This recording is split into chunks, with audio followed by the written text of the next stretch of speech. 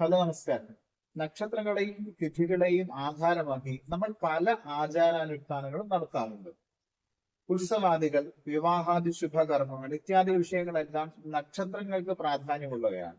അതിനെ ആശ്രയിച്ചിട്ടാണ് ആ ആചാരങ്ങൾ നടത്തുന്നത്. അതുപോലെ തന്നെ തിഥികൾക്കും പ്രാധാന്യമുണ്ട്. കേരളത്തിൽ പൊതുവെ നമ്മൾ നക്ഷത്രങ്ങളെ ആശ്രയിച്ചിട്ടാണ് കർമ്മങ്ങൾ ചെയ്യുന്നത്. പക്ഷേ കേരളത്തിന് പുറത്ത് മറ്റ് സംസ്ഥാനങ്ങളിലും തിഥിക്കാണ് പ്രാധാന്യം. എന്താണ് തിഥി? ചാന്ദ്ര ദിനങ്ങളാണ് തിഥി. 1 എന്ന് തുടങ്ങി അമാവാസ്യ വരെ ഒരു തിഥി ചക്രവും, പിന്നീട് അമാവാസ്യ മുതൽ പൗർണമി വരെ അടുത്ത 15 ചന്ദ്രദിനങ്ങൾ, ഇത് രണ്ടും കൂടി ചേർന്നിട്ട് ഒരു ചാന്ദ്രമാസമായി അറിയപ്പെടുന്നു. കേരളത്തിൽ സൗരമാസം പ്രാധാന്യമാക്കി ആചാരങ്ങൾ അനുഷ്ഠിക്കുന്നവരാണ്. പക്ഷെ കേരളത്തിന് പുറത്ത് ചാന്ദ്രമാസങ്ങളെ ആധാരമാക്കിയാണ് കർമ്മങ്ങൾ ചെയ്തു വരാറുള്ളത്. ഉദാഹരണത്തിന് നമ്മൾ ജന്മനക്ഷത്രം എന്ന് പറയുമ്പോൾ അവിടെ ജന്മതിഥി എന്നാണ് കൂടുതലായി അറിയപ്പെടുന്നത്. അങ്ങനെ തിഥിക്ക് പ്രാധാന്യമുള്ള ആചാരങ്ങൾ പെടുന്നതാണ് നമ്മുടെ ദുർഗാഷ്ടമി, മഹാനവമി, വിജയദശമി. ഇപ്പോൾ എന്തിനാണ് ഇതിവിടെ പറയുന്നതെന്ന് വെച്ചാൽ, നവരാത്രി ആരംഭിച്ചു കഴിഞ്ഞു. നവരാത്രി ആചരണങ്ങൾ ക്ഷേത്രങ്ങളിലും ചില ഗൃഹങ്ങളിലും നടത്തി വരുന്നുണ്ട്. പക്ഷെ കേരളത്തിന് പുറത്താണ് ഇത് കൂടുതലായും ആചരിക്കുന്നത്. നമ്മൾ ദുർഗാഷ്ടമിയും മഹാനവമിയും വിജയദശമിയുമാണ് കൂടുതലായും അനുഷ്ഠിക്കാറ്.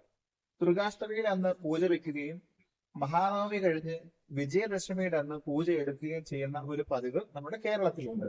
ഈ ആചരണങ്ങൾ തിഥിക്ക് പ്രാധാന്യമുള്ളവയാണ്. ദുർഗാഷ്ടമി, അതായത് 29-ാം തീയതി വൈകുന്നേരം 4:29 മുതൽ അഷ്ടമി തിഥി ആരംഭിക്കും. ചിലർ ഈ സമയത്തിന് ശേഷം പൂജ വെക്കാറുണ്ട്. പക്ഷെ പകൽ സമയത്ത് തിഥി ഉണ്ടാകുന്ന കാലം ആ തിഥി ആചരിക്കണം എന്നാണ് ആചാര്യര്. അതായത് സൂര്യോദയം തുടങ്ങി 3 നാഴികയെങ്കിലും ഒരു തിഥി നിലനിൽക്കുന്നുണ്ടെങ്കിൽ നമുക്ക് ആ തിഥി ആചരിക്കാം. 3 നാഴിക എന്ന് പറയുന്നത് 1 മണിക്കൂർ 12 മിനിറ്റോളം വരും.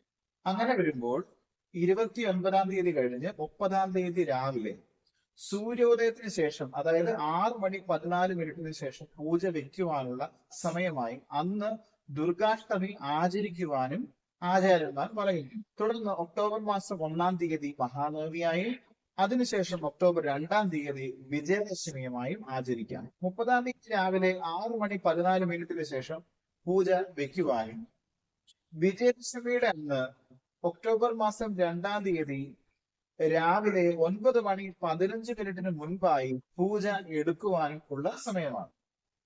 അന്നേ ദിവസം വിദ്യാരംഭം, അതുപോലെ തന്നെ കലാപരമായും വിദ്യാപരമായും ബന്ധപ്പെട്ട എല്ലാ ശുഭകർമ്മങ്ങളും ആരംഭിക്കുന്നതിന് നല്ല ദിവസമാണ്.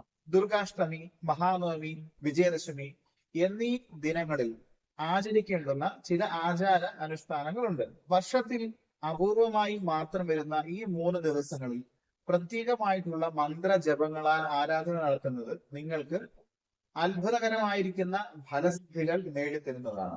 ദുർഗാഷ്ടമിയുടെ അന്ന് ജപിക്കേണ്ടുന്ന മന്ത്രങ്ങൾ, മഹാനവമിയുടെ അന്ന് ജപിക്കേണ്ടുന്ന മന്ത്രങ്ങൾ, വിജയദശമിയുടെ അന്ന് ജപിക്കേണ്ടുന്ന മന്ത്രങ്ങൾ എന്നീ വിഷയങ്ങൾ നമ്മുടെ ചാനലിൽ തുടർന്നും ചെയ്യുന്നുണ്ട്. ഇത്തരത്തിലുള്ള സ്പിരിച്വൽ ഇൻഫർമേഷനായി നമ്മുടെ ചാനൽ സബ്സ്ക്രൈബ് ചെയ്ത് ഫോളോ ചെയ്യുക.